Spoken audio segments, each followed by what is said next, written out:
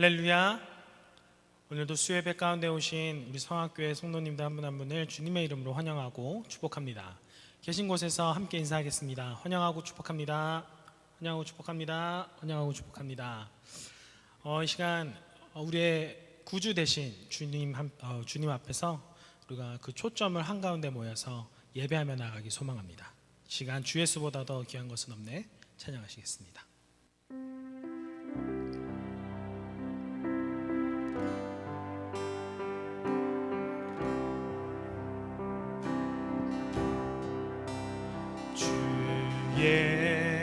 예수보다 더 귀한 것은 없네. 이 세상 무기와 바꿀 수 없네. 영축은 내 대신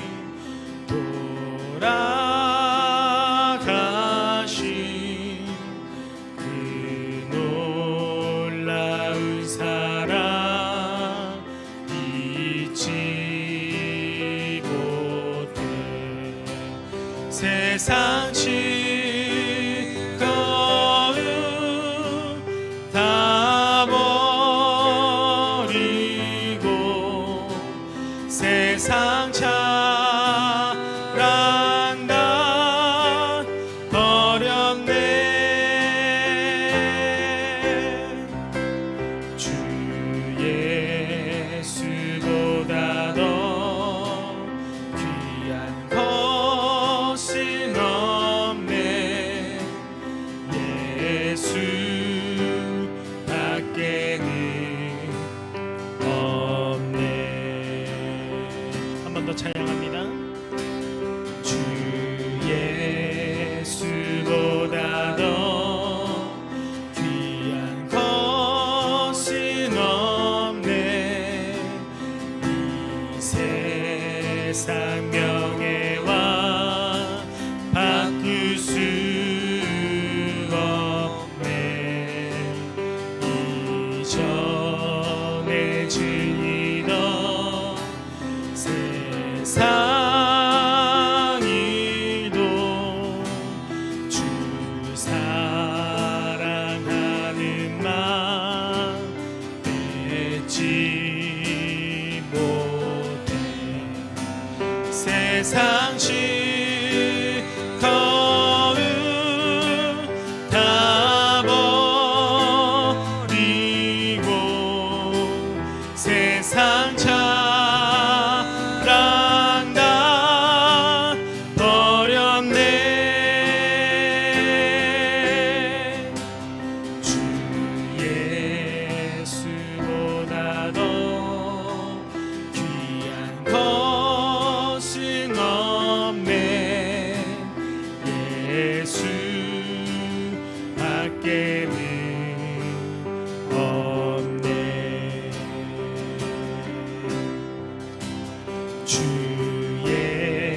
예수보다 더 귀한 것은 없네. 이 세상 행복과 바꿀 수 없네. 유혹과 핍박이 몰려와도 주 섬기는 내 맘 변치 않아. 세상 즐거움 다 버리고 세상 자랑 다 버렸네. 주 예수보다 더 귀한 것은 없네. 예수 밖에는 없네.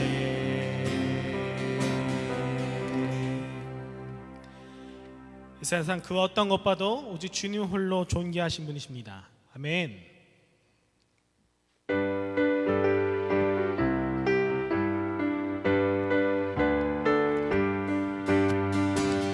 주의 십자가 보혈로 죄 씻음 받기를 원하네. 내 죄를 씻으신 주 이름 찬송합시다. 찬송합시다.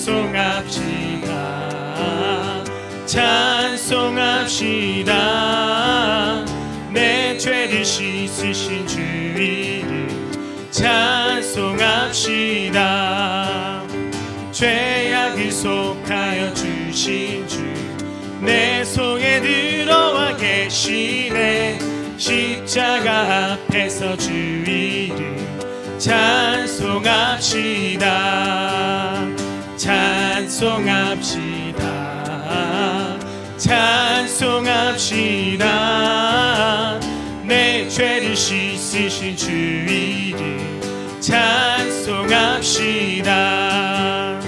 주 앞에 흐르는 생명수 날 씻어 정하게 하시네. 내 기쁨 정성을 다하여 찬송합시다. 찬송합시다. 찬송합시다. 내 죄를 씻으신 주 이름 찬송합시다. 주 앞에 흐르는 생명수 날 씻어 정하게 하시네. 내 기쁨 정성을 다하여 찬송합시다. 할렐루야 찬송합시다. 찬송합시다. 내 죄를 씻으신 주 이름 찬송합시다. 내 주께 회개한 내 주께 회개한 영혼이 생명수 가운데 젖었네. 흠없고 순전한 주 이름 찬송합시다. 찬송합시다. 찬송합시다. 내 죄를 씻으신 주 이름 마지막으로 고백합니다. 찬송합시다. 찬송합시다. 찬송합시다. 내 죄를 씻으신 주 이름 찬송합시다.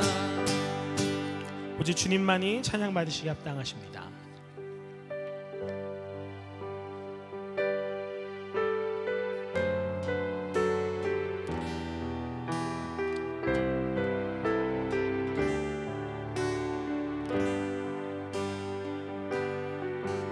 내가 주인 삼은 모든 것 내려놓고 내 주 대신 주 앞에 나가 내가 사랑했던 모든 것 내려놓고 주님만 사랑해. 내가 주인 삼은 모든 것 내려놓고 내 주 대신 주 앞에 나가 내가 사랑했던 모든 것 내려놓고 주님만 사랑해. 주 사랑 거친 풍랑에도 깊은 바다처럼 나를 잠잠케 해. 주 사랑 내 영혼의 반석 그 사랑 위에 서리. 처음부터 찬양합니다. 내가 주인 삼은 모든 것 내려놓고 내 주 대신 주 앞에 나가 내가 사랑했던 모든 것 내려놓고 주님만 사랑해. 내 마음을 모아서 한 번 더 고백합니다. 내가 주인 삼은 모든 것 내려놓고 내 주 대신 주 앞에 나가 내가 사랑했던 모든 것 내려놓고 주님만 사랑해. 주 사랑 거친 풍랑에도 깊은 바다처럼 나를 잠잠케 해. 주 사랑 내 영혼의 반석 그 사랑 위에서 우리의 마음을 모아서 두 손 높이 들고 고백합니다. 주 사랑 거친 풍랑에도 깊은 바다처럼 나를 잠잠케 해. 주 사랑 내 영혼의 반석 그 사랑 위에 서리. 그 사랑 위에 서리. 그 사랑 위에 서리.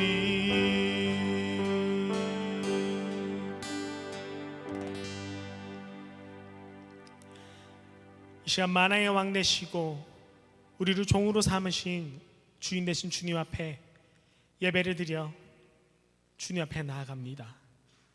나아가는 모든 순간순간마다 우리의 발걸음을, 우리의 삶의 자리를 주님의 자리로 인도하여 주시고 우리의 삶의 모든 것을, 좋은 것과 나쁜 것, 두려운 것, 기쁨과 슬픔, 우리 삶의 모든 것을 주님 앞에 내려놓사오니 그 가운데 주님의 사랑만이 우리를 틈타게 하여 주셔서 사랑으로 충만한 우리 공동체가 되게 하시고 우리 수원성화교회가 되게 하시며 우리의 가정과 일터와 내 삶의 모든 곳에 오직 주님의 사랑만이 충만할 수 있도록 예배 가운데 속에서 그 사랑을 우리들에게 전하여 주시옵소서. 이 시간 주님 한번 부르짖고 기도하며 나가겠습니다.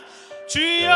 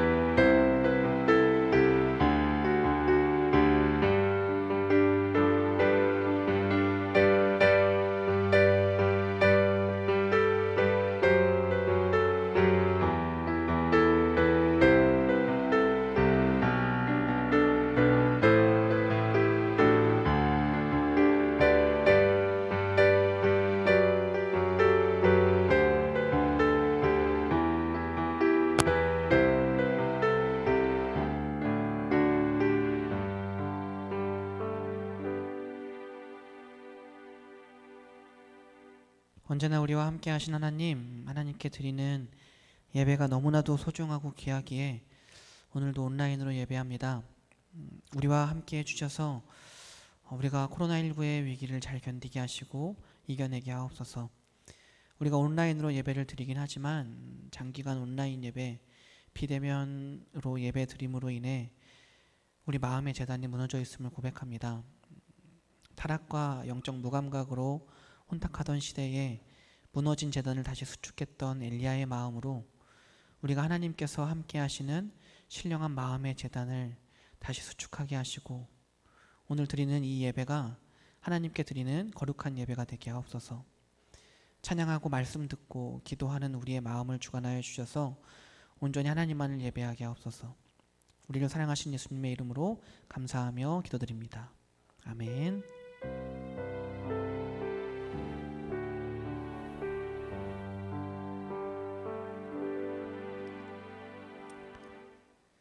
네, 오늘 우리가 함께 나눌 말씀은 여호수아 1장 1절부터 9절까지의 말씀입니다.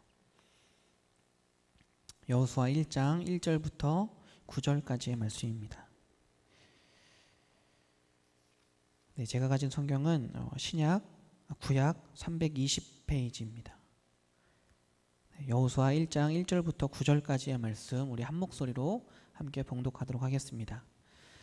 여호와의 종 모세가 죽은 후에 여호와께서 모세의 수종자 눈의 아들 여호수아에게 말씀하여 이르시되 내 종 모세가 죽었으니 이제 너는 이 모든 백성과 더불어 일어나 이 요단을 건너 내가 그들 곧 이스라엘 자손에게 주는 그 땅으로 가라.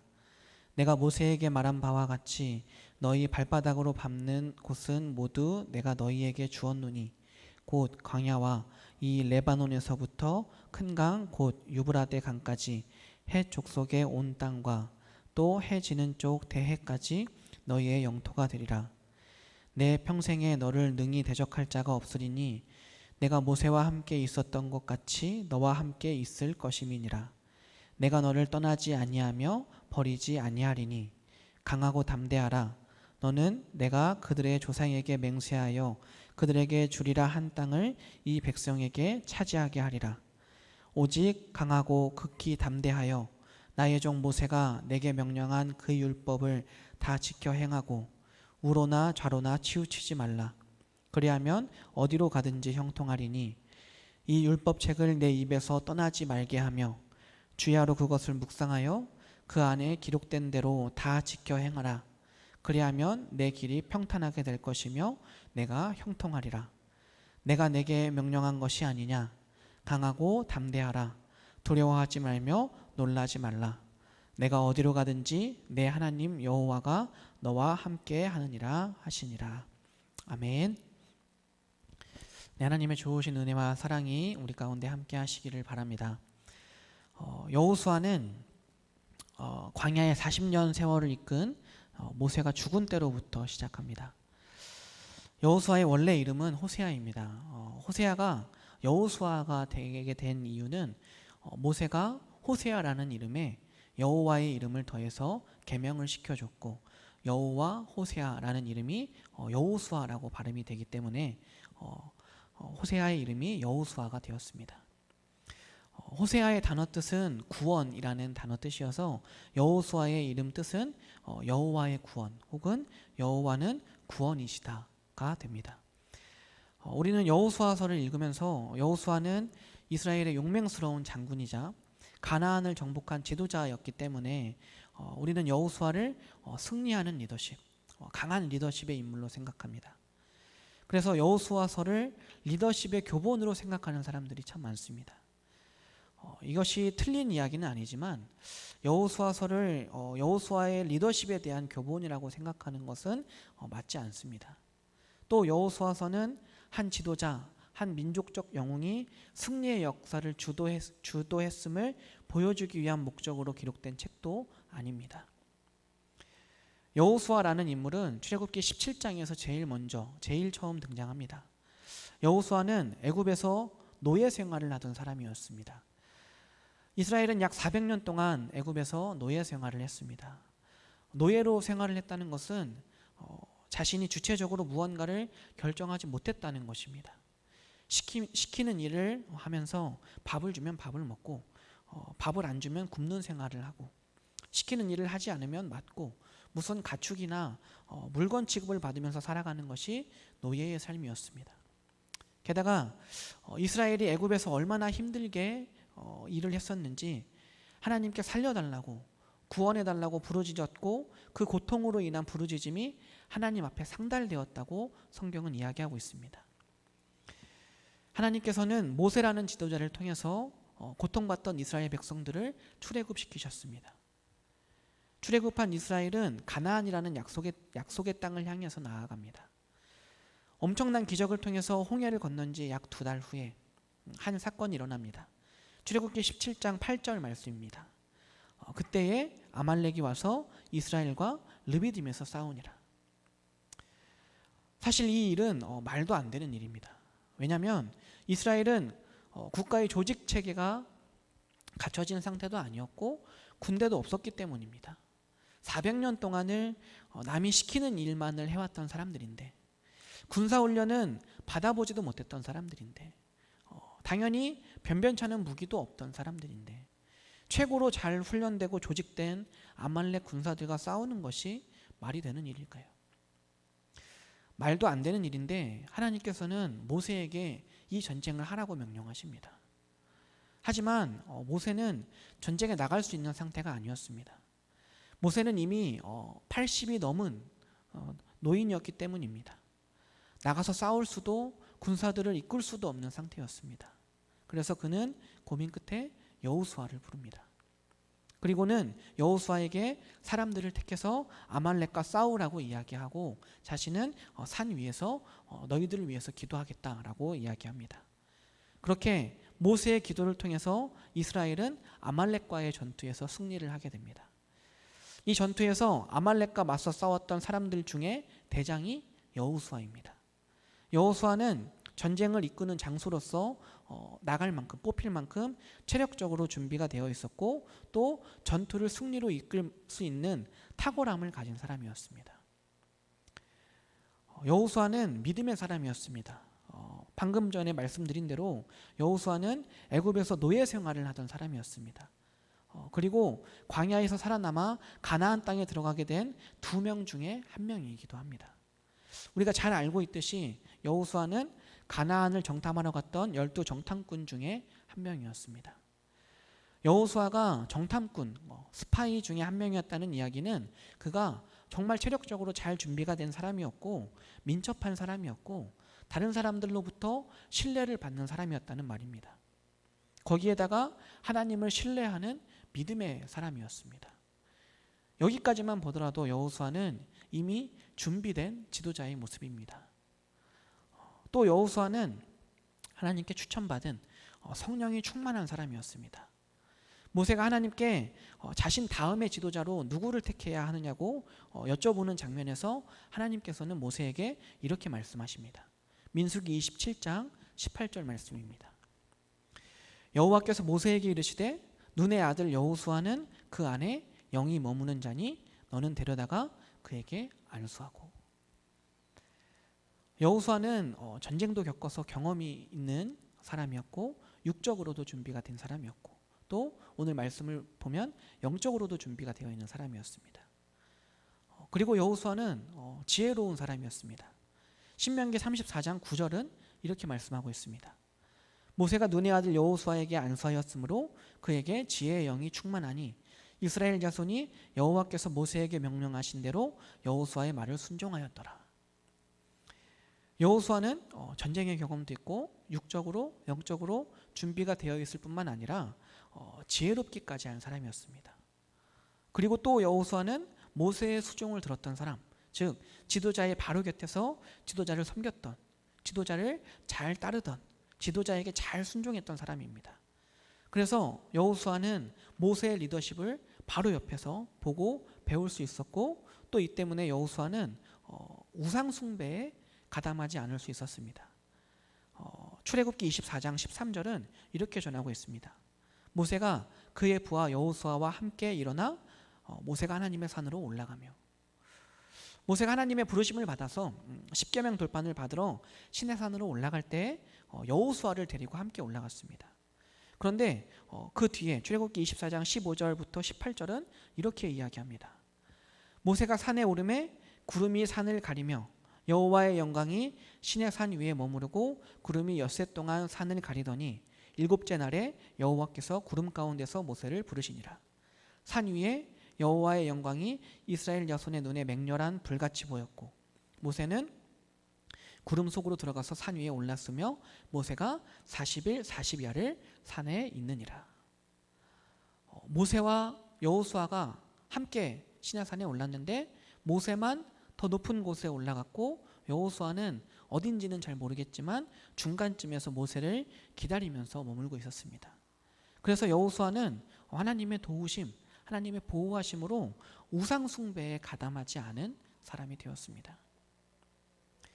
여호수아는 이처럼 전쟁의 경험도 풍부하고 육적으로 영적으로 준비가 되어 있는 사람이었고 지혜롭기까지 하고 모세를 통해서 지도자의 성품을, 지도자는 어때야 하는지 그런 것들을 보고 배운, 또 우상을 숭배하지 않고 오직 하나님만을 경외하는 정말 잘 준비된 지도자였습니다. 여호수아, 이렇게 본다면 여호수아가 지도자로 선택된 것은 정말 당연한 일이고 모세의 후임 지도자로서 전혀 손색이 없는 인물이었습니다. 이 정도 되는 인물이면 리더십의 교본이라고 할 수도 있고 앞으로 있을 가나안 정복 전쟁에서도 계속해서 승리하니까 승리의 대명사라고도 할 수 있을 것입니다. 그런데 오늘 우리가 읽은 본문인 여호수아 1장 1절부터 9절의 말씀에서 하나님은 여호수아에게 강하고 담대하라 라고 3번이나 말씀하십니다. 이게 무슨 일일까요? 경험도 풍부하고 육적으로 영적으로 준비가 되어 있고 지혜롭고 지도자의 성품을 보고 배워서 잘 갖춰진 거기다가 우상을 숭배하지 않고 오직 하나님만을 경외하는 정말 잘 준비된 지도자인 여호수아에게 왜 하나님께서는 강하고 담대하라고 거듭해서 말씀하실까요? 아무 일도 없는 사람에게 계속해서 강하고 담대하라고 말하지는 않을 것입니다. 하나님께서 여호수아에게 강하고 담대하라고 거듭해서 말씀하신 이유는 여호수아가 무언가 두려움에 빠져 있었기 때문입니다. 우리가 생각하는 여호수아의 이미지는 장군, 승리의 주역, 주도하는 자, 리더, 용사와 같이 강인하고 용감하고 굳센 이미지이지만 강하고 담대하라는 말이 3번이나 반복되고 9절에서 두려워하지 말라, 놀라지 말라 라는 말이 나오는 것을 보면 여호수아가 처음부터 그렇게 강인하고 용감하고 굳센 사람이 아니었음을 알 수가 있습니다. 바로 여기에 복음이 갖는 은혜가 있습니다. 복음은 사람이 모델이 아닙니다. 복음은 사람이 모델이 되는 순간 더는 복음이 아니게 됩니다.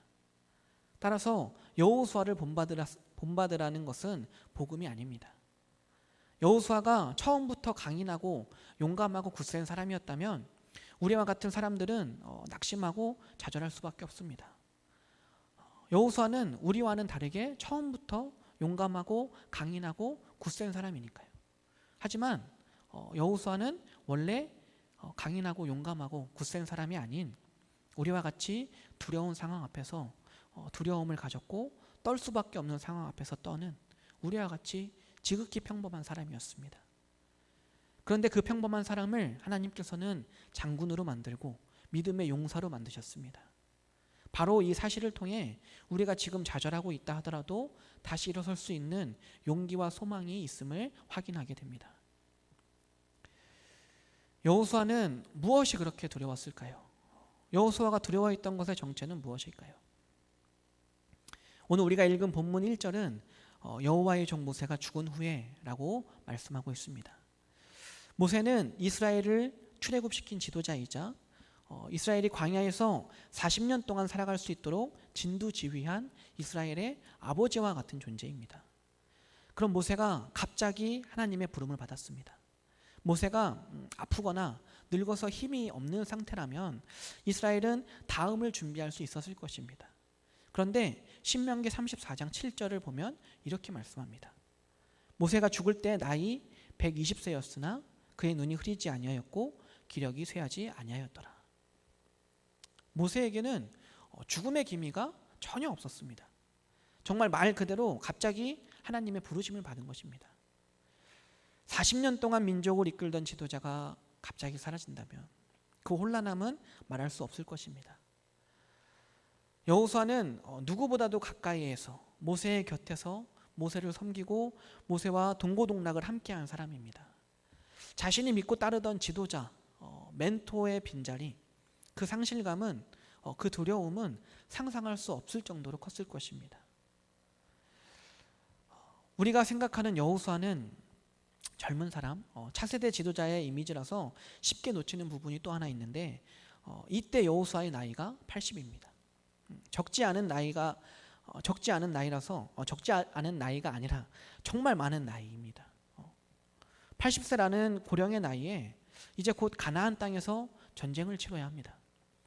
가나안 땅은 하나님이 약속하신 땅이기는 하지만 그저 주어지는 땅이 아닙니다. 가나안 땅은 들어가서 전쟁을 해야 하고 믿음으로 얻어내야 될 땅이었습니다. 하나님의 약속이 분명하지만 그 약속만큼 치열한 전투가 기다리고 있는 현장이 가나안입니다. 이런 상황에서 두렵지 않은 사람이 어디 있을까요? 자신이 40년 동안 믿고 따르던 지도자인 모세의 부재, 고령의 나이, 자신이 처한 상황이 주는 두려움에 사로잡혀 있던 여호수아는 여호수아에게 하나님께서는 강하고 담대하라고 말씀하시면서 두 가지 약속을 주십니다. 하나님의 첫 번째 약속은 땅을 주시겠다는 것입니다. 오늘 본문 말씀 3절과 4절입니다. 내가 모세에게 말한 바와 같이 너희 발바닥으로 밟는 곳은 모두 내가 너희에게 주었노니 곧 광야와 이 레바논에서부터 큰 강 유브라데 강까지 해 쪽 속의 온 땅과 또 해 지는 쪽 대해까지 너희의 영토가 되리라. 이 약속은 창세기 12장에서 하나님이 아브라함에게 주셨던 약속의 성취입니다. 그런데 말이 좀 이상합니다. 여호수아와 이스라엘은 아직 가나안 땅에 들어가기 전입니다. 그런데 하나님께서는 3절에서 너희 발바닥으로 밟는 곳은 모두 내가 너희에게 주었노니 라고 말씀하고 있습니다. 아직 밟지 않았는데, 아직 들어가지 않았는데 하나님께서는 이미 준 땅이라고 말씀하시는 것입니다. 여기에 중요한 핵심 개념이 있습니다. 가나안 땅은 전쟁을 해서 얻는 땅이 아닌 것입니다.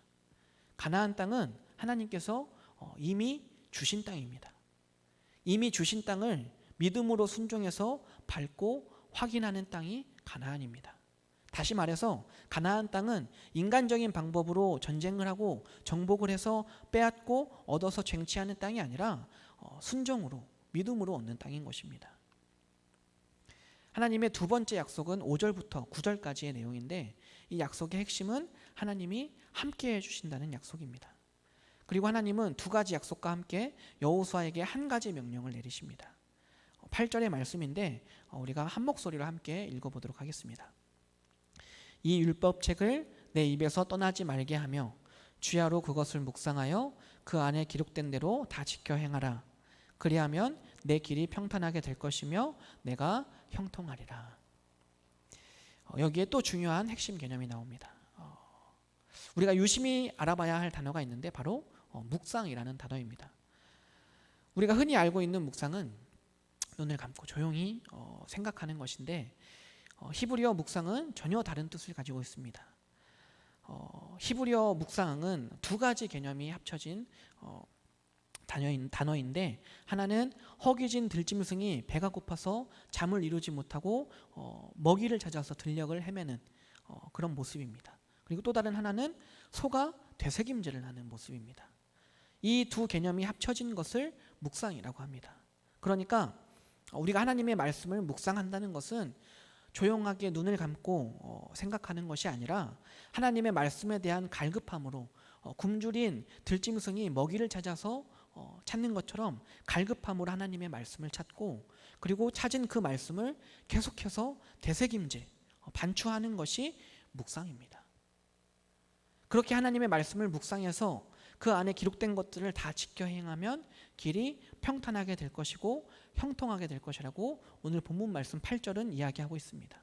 또 7절에서도 모세가 내게 명령한 그 율법을 다 지켜 행하고 우로나 좌로나 치우치지 말라. 그리하면 어디로 가든지 형통하리니 라고 말씀하고 있습니다.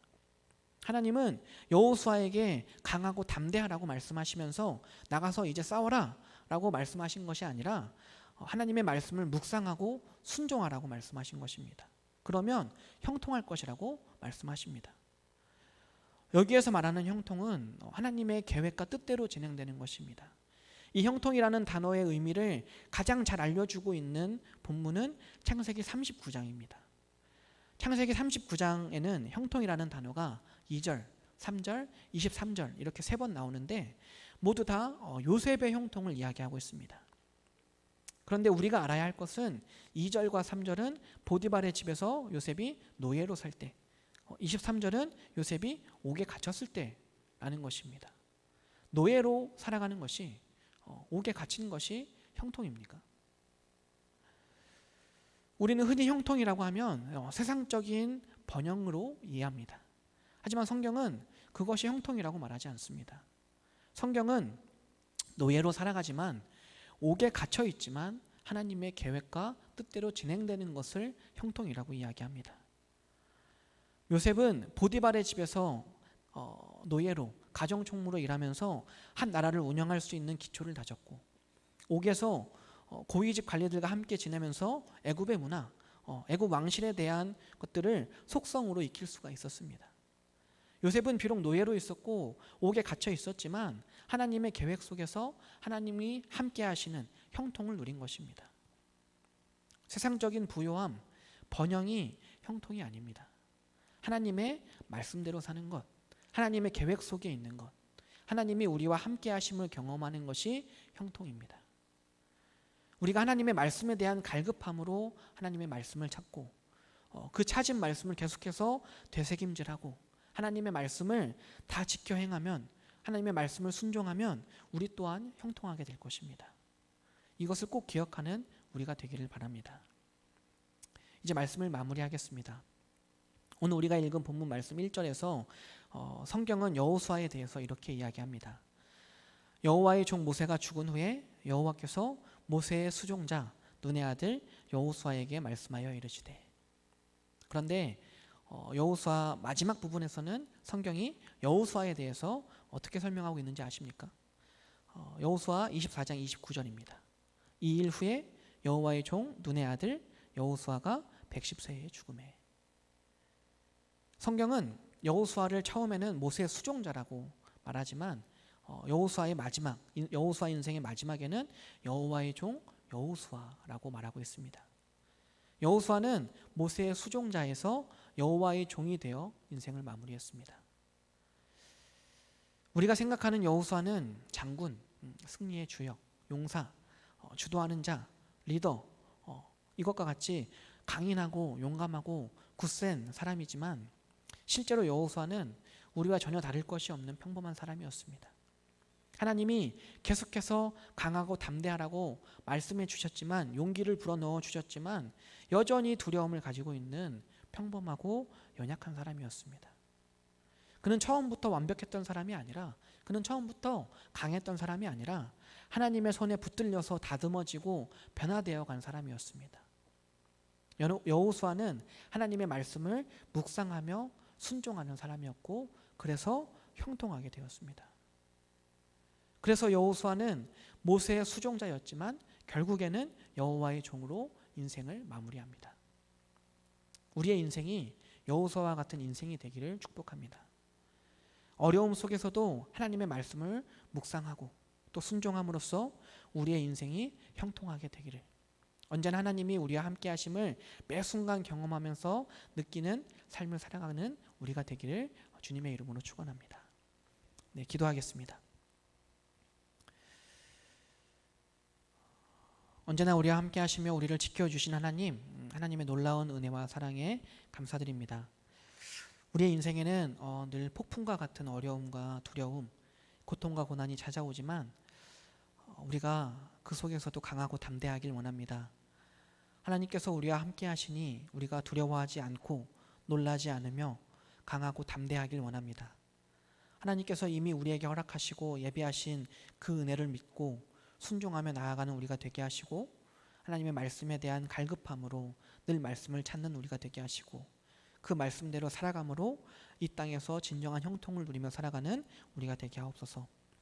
사랑하는 담임 목사님과 함께 해주셔서 영육간의 강건함을 허락하여 주시고, 천하보다 귀한 한 영혼, 그 한 영혼을 소중하게 생각하는 예수 그리스도의 마음을 품은 사랑과 은혜가 넘쳐 흐르는 목회자가 되게 하옵소서.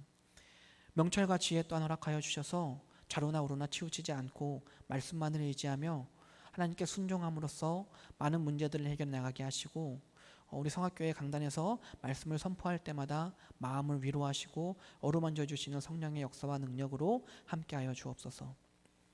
코로나19로 인해서 많은 사람들이 고통받고 있습니다. 고통받는 사람들을 주님께서 찾아가 주시고 위로해 주시고 속히 코로나19로부터 안전하게 해주시기를 정말 간절히 원합니다. 사랑하는 우리 성악교회의 환우들과 어려운 성도들에게도 주님께서 함께하여 주셔서 힘들고 어려운 가운데에서 주님을 찾게 하시고 주님이 주시는 은혜로 힘들고 어려운 상황을 이겨내게 하옵소서. 우리 성악교회 모든 성도들과 함께해 주셔서 건강을 지켜주시고 조속한 시간 안에 우리가 함께 모여 하나님을 예배하게 하옵소서. 이 어려운 상황 속에서 우리가 지치지 않게 하시고 절망에 빠지거나 낙심하기보다는 하나님만을 의지함으로 이 어려움을 극복해 나가게 하옵소서. 우리 성악교회가 하나님 나라를 이루어가는 일을 잘 감당해 나가기를 원합니다. 어두운 시기에 더욱 밝게 빛나는 빛의 역할을 감당하는 우리 성악교회가 되게 하옵소서. 우리를 사랑하신 예수님의 이름으로 감사하며 기도드립니다. 아멘. 네, 광고 말씀 하나 전해드리도록 하겠습니다. 네, 7교구 3속 속장님이신 신마리 속장님의 시어머니 김흥민 권사님의 어머니이신 고 윤성분 권사님께서 어제 소천하셨습니다. 네, 장례식장은 수원요양병원 장례식장 3호실이고요. 네, 내일 목요일 오전 8시 30분에 발인 예배가 있습니다. 교회에서는 8시에 출발하도록 하겠습니다. 그리고 발인 예배 후에 수원 연화장에서 화장 예배도 있습니다. 슬픔을 당한 유가족을 위로해 주시고 기도해 주시기를 바랍니다. 우리 이제 주님께서 가르쳐 주신 기도로 오늘 예배를 마치도록 하겠습니다. 하늘에 계신 우리 아버지여, 이름이 거룩히 여김을 받으시오며 나라가 임하시오며 뜻이 하늘에서 이루어진 것 같이 땅에서도 이루어지이다. 오늘 우리에게 일용할 양식을 주시옵고 우리가 우리에게 죄 지은 자를 사하여 준 것 같이 우리 죄를 사하여 주시옵고 우리를 시험에 들게 하지 마시옵고 다만 악에서 구하시옵소서. 나라와 권세와 영광이 아버지께 영원히 있사옵나이다. 아멘.